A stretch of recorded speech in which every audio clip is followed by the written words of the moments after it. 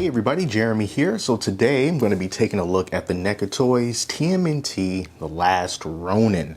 This is the unarmored version. There's also an armored version, but you can find this particular one pretty much everywhere. I found it in Walmart in the electronics section, you know, like where all the little collectibles and stuff are. And it was about $34, so very surprised to have found that on the shelf.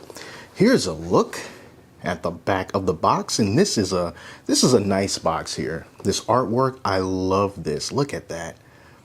You know, I'm not a keep them in the box kind of guy, or even a keep the boxes kind of guy, but when I see a nice display box like this, I just start to wonder, maybe I should hold on to it just for a little bit, you know. Here's a look inside of the window box. Got our good buddy Michelangelo, The Last Ronin there. Comes with a lot of different accessories and a few pairs of interchangeable hands, all that good stuff. It's got that NECA quality, I am hoping. So now let's open them up, take a closer look at them. So now let's get a nice close look at The Last Ronin here, Michelangelo. And it's a really gritty graphic novel. It's a very sad graphic novel if you get a chance to read it. And as you look at this guy, you can see that the orange bandana, not there, it's gone. We got this very dark black bandana wrapped around his face, scars on the front of the shell, scars on the back of the shell as well. And even though this is the mostly unarmored version, we do kind of like have these gauntlets right here. And there are some scratches along the gauntlets there. Turn them over on the back so you can see the back of the shell.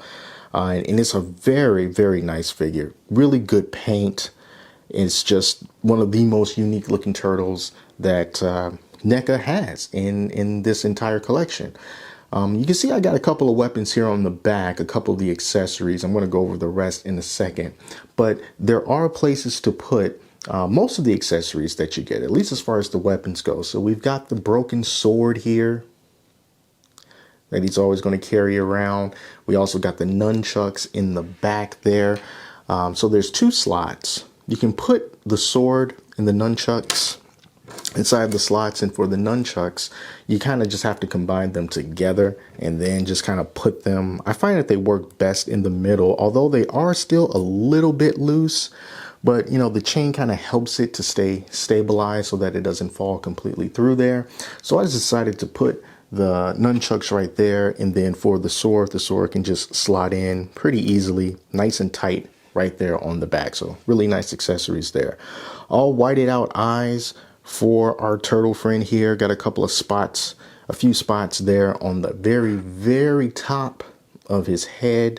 And then there's scars on the arms, you know. And the cool thing about this turtle is, you know, it looks like it was ripped from a graphic novel. So it kind of has that line work going on there that's been expressed in paint. So I really do like that.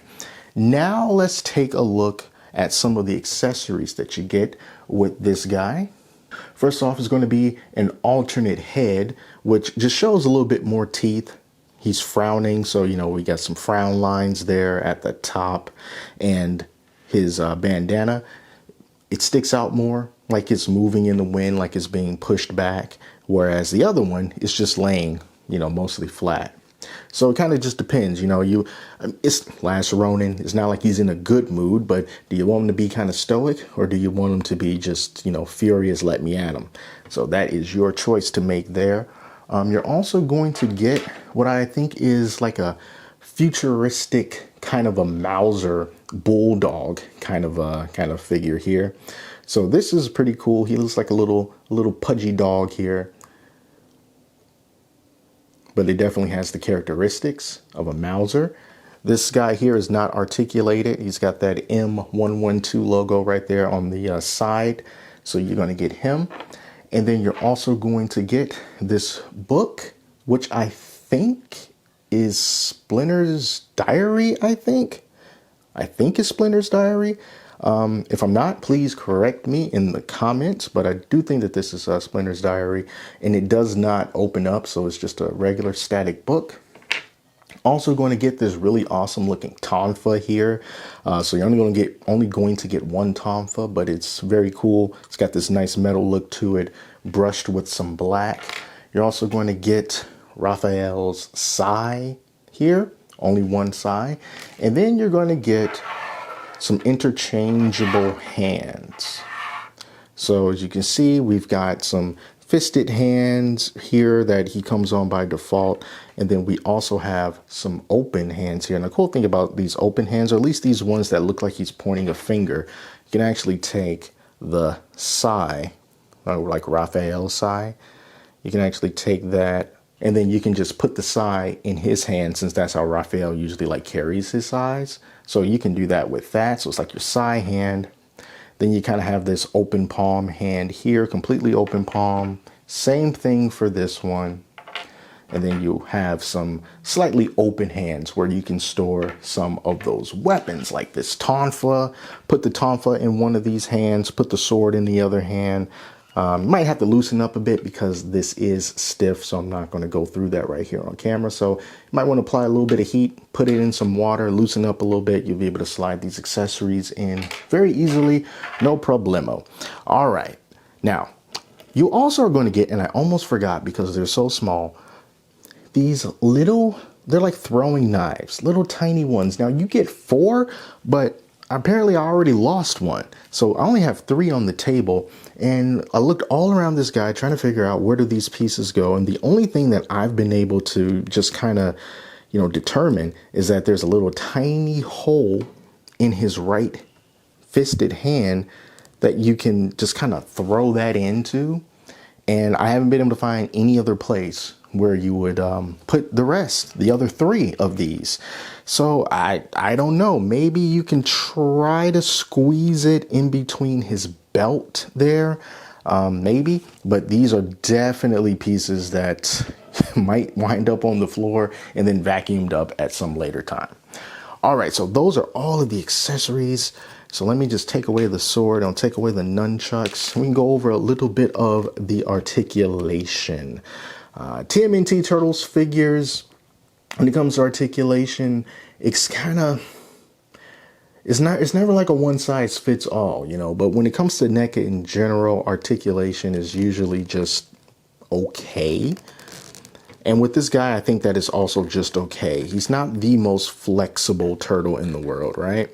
So here's that elbow bend. That's as much of an elbow bend that we can get. So you're not going to be able to get that really awesome like double jointed elbow action. So it stops there at your 90-degree angle.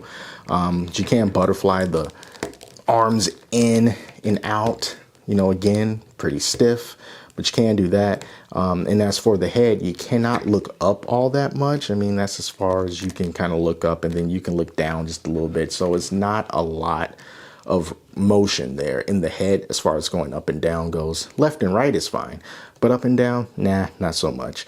So not a whole lot of motion when it comes to the arms or the head. Rotating there at the wrist for the fist, but that's pretty much it there. Not a whole lot going on. You can twist the torso a lot more easily than you can the butterfly joints in the arms. So you can rotate that nice and easy there.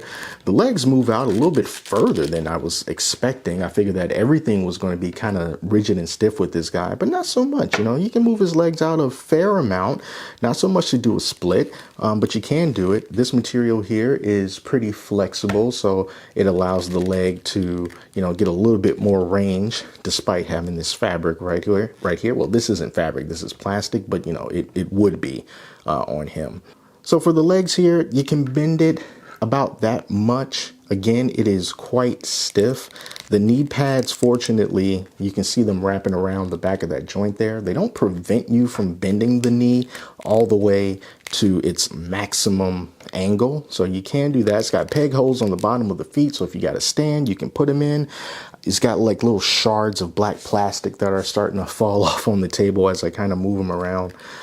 So you also got some rotation there at your ankle, moving it back and forth, up and down, front to back. Again, everything is stiff. But the good thing is, he is still sturdy. So even after all that moving around, I can just plop him down. He's got some nice wide feet and nice paint there on the toenails as well. It's NECA, you know, so when it comes to the finer details, they get it and they nail those finer details there.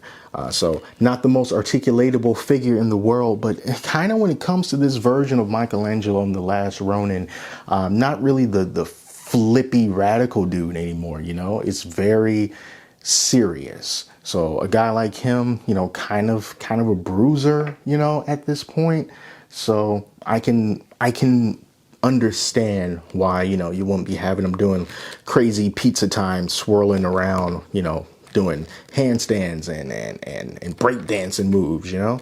So this is kind of like Kratos in God of War 2018 and God of War Ragnarok, you know. It's just a lot more. So I do like this figure overall. That detail is there, you know, and that's, to me, is like the most important thing when it comes to any action figure. It could move in a million different directions, but, you know, if it doesn't look good, then I kind of don't want to display it. And when it comes to NECA, they make things look great, and this figure is definitely no exception. Good amount of accessories, tells a really good story, and yeah, I totally recommend this guy. I believe he was like $34 when I picked him up, and there's also an armored version of him as well. He comes with a hood, and the armored version, that might be more to your liking, but if you do like this one, go ahead and pick it up. I'll leave YouTube's got this thing now where you can tag products. So if they have that in their library, this Last Ronin Michelangelo, you'll be able to click on it and it'll show you some stores that you'll be able to go to, whatever store that you want, and then you can pick it up from there. So hopefully it is in their system so that you can get it. But that is it for me, you guys. Awesome figure. Definitely go check it out. Add them to your collection. You shan't regret it. All right, that's it. Thank you all so much for watching. Till next time, I'm Jeremy. Talk to you later.